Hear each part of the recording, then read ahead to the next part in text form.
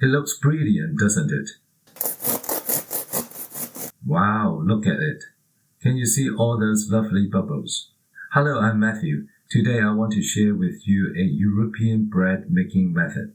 You only need 4 simple ingredients to make a really lovely loaf. Let me show you what you'll need. I've got 300 grams of plain flour. Next 1 cup of warm water. Around 240 to 250 ml. Then a teaspoon of salt. And finally a teaspoon of yeast. Now to start, it's really pretty straightforward. We just add the salt first, then in goes the yeast, before adding any water. I like to give it a gentle mix with a spoon to help it combine nicely with flour. Once that's mixed, I'll add the water, but in stages. I start by adding a bit and mixing until some of the flour dissolves. Then I add a bit more, gradually mixing each time. That helps it come together more evenly.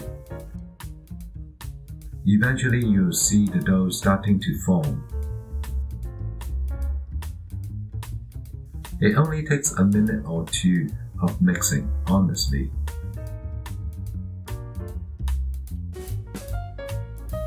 Just that, and the dough is ready. Now I'll cover the dough with cling film.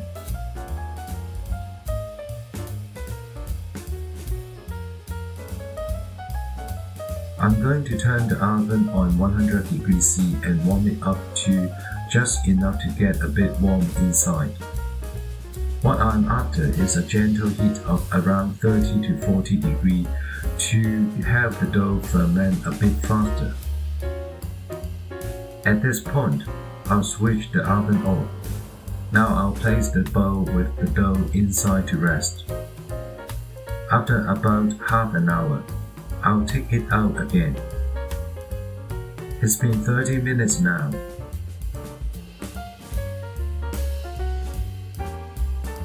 Look at that. There are bubbles forming on the surface. That's a good sign. They'll help the bread taste better. Right, time to get my hand wet and start the stretch and fold technique. This step helps build structure in the dough. You see me stretch and fold. Stretch and fold. It's already starting to feel like it's taking shape. Just a few repetitions is all you need.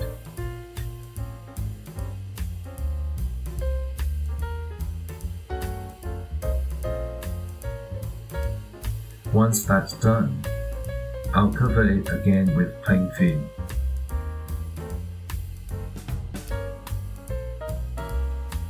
This step is called proofing.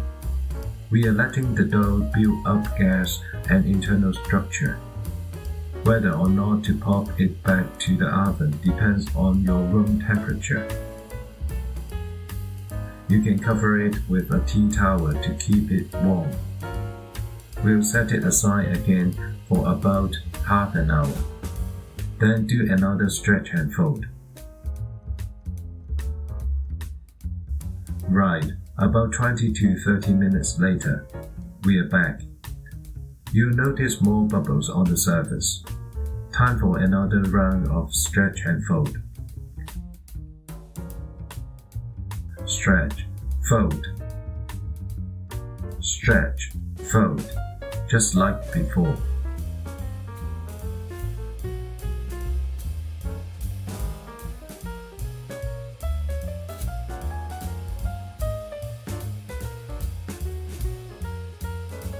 Cover it again with plain film. Wait another 20 to 30 minutes. Then do it once more.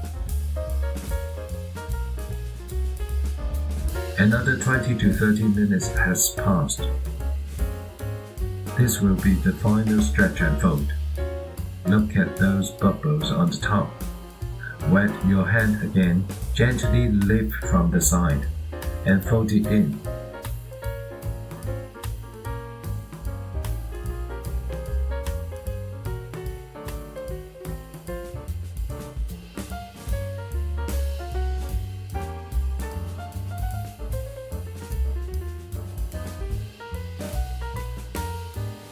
It's clear now the dough has developed structure.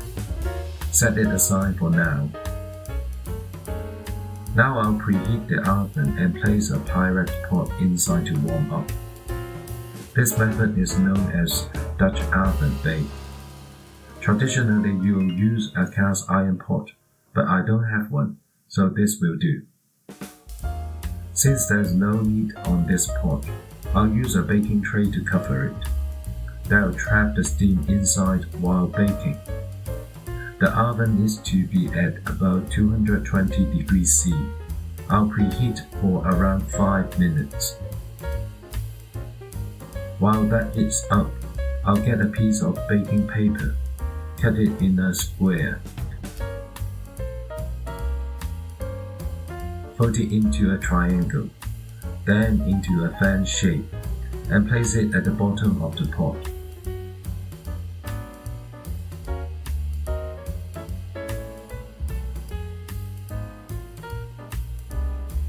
The pot's now preheated, so I'll pop the baking paper in the middle.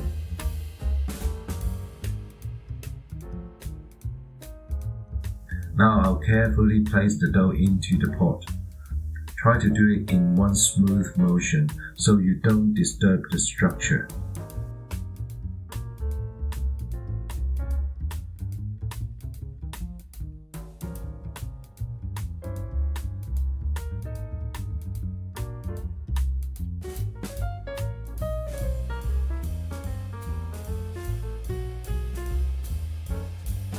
As you can see, the dough held its shape nicely. Be cautious, the pot is very hot. At this stage, I'll dust a bit more of plain flour over the dough's surface. Feel free to be generous. Now it's time for scoring. Traditionally, you will use a razor blade, but scissors work fine too. I'll sneak a few decorative lines, like leaf patterns. They may not always show clearly after baking, but that's alright. Then I'll cut a horizontal line across the top. That helps release steam during baking. Here's a close-up. See those little leaf shapes and the scoring line down the center? Now I can place it in the oven, covering it with a baking tray. If you got a proper lid for your pot, even better. You won't need the tray.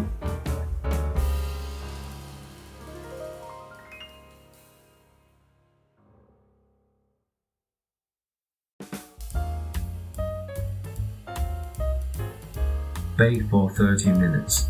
Then remove the lid and bake for another 10 minutes. Alright, 30 minutes have passed and the bread puffed up beautifully.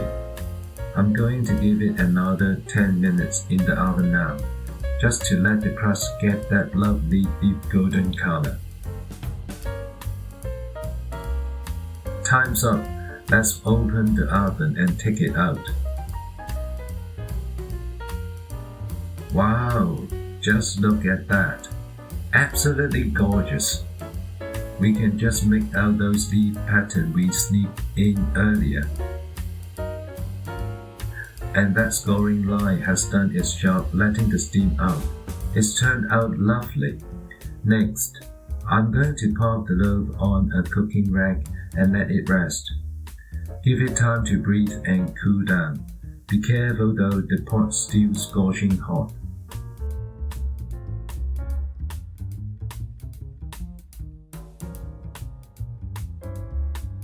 Don't go slicing into it straight away.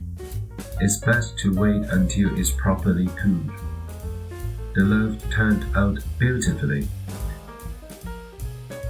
Really light, and you just know there'll be loads of air bubbles inside.